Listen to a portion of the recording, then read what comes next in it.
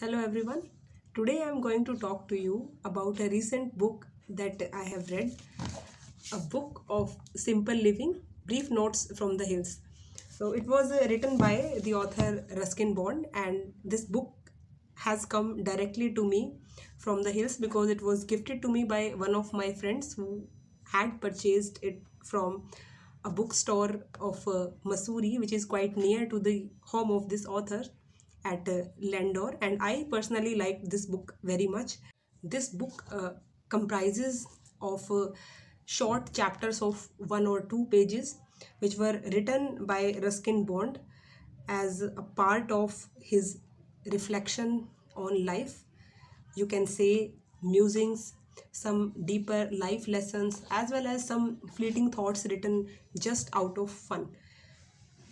The author has spent most of his life living into the mountain areas of Uttarakhand, and the major areas comprise of Dehradun, Mussoorie, and Landor. And I personally like the works of Ruskin Bond because they have familiarized me in a full-fledged fashion with the concept of leisure, the concept of a slow life in which you can appreciate the presence of other form of creatures who are living along with you. His works have also inspired me to have a deeper self reflection on my life, and I would say that yes, I am grateful to him, his works, because they have created an impact on me. Now coming to the content of this book, so it has a richness of life experiences, richness of thoughts. You can definitely read this book, but in this video I'll only talk about certain chapters that I liked very much, and the chapters that just remained with me and which I have read several times again and again because I couldn't resist thinking about them. Now I'll read to you excerpts from a few chapters which made me think in a certain way. The smallest insect in the world is a sort of firefly, and its body is only a fifth of a millimeter long.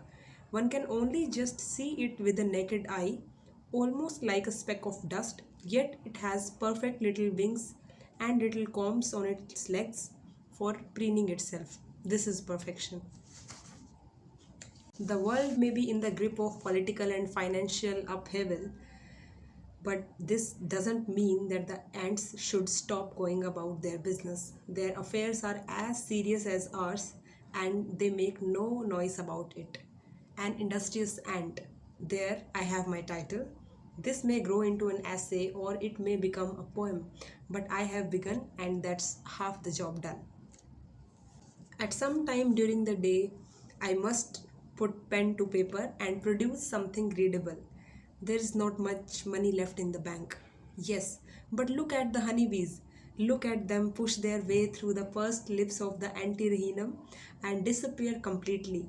A few minutes later, they stagger out again, bottoms first. I find it quite interesting.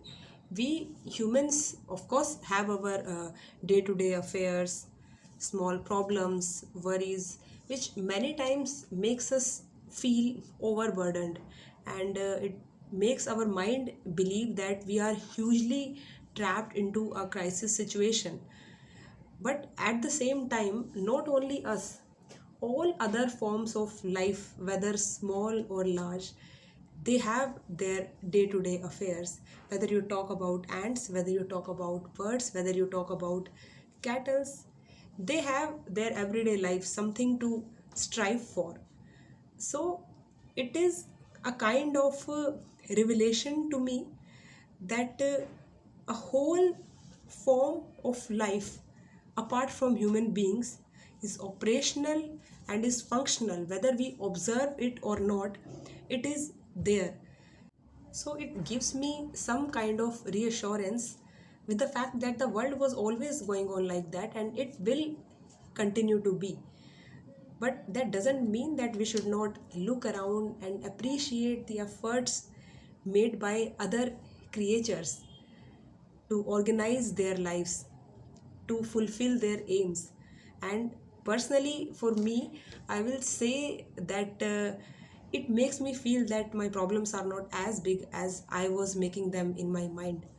So it gives me some space to breathe, and deep inside, it's a great learning for me.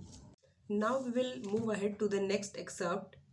Sometimes we are easily depressed by our surroundings, and it is rarely the case that we can change our surroundings. But we only need to look around us, the pebble at our feet, the wildflower growing out of rubble, dappled sunlight on an old wall. They have as much beauty as any work of art. And then there's always the world outside. In my youth, I stayed in cramped lodgings in the hot and dusty small towns of Indian plains, perhaps the least inspiring place on earth, barely making a living by my writing. But long rambles in these towns surprised me with small miracles.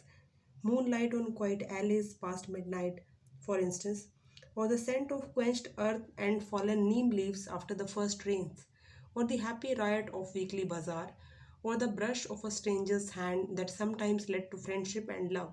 Romance lurks in the most unlikely places. Now, these are the things that bring in joy to the little moments, making the experiences memorable for a while or a lifetime, whichever you allow them.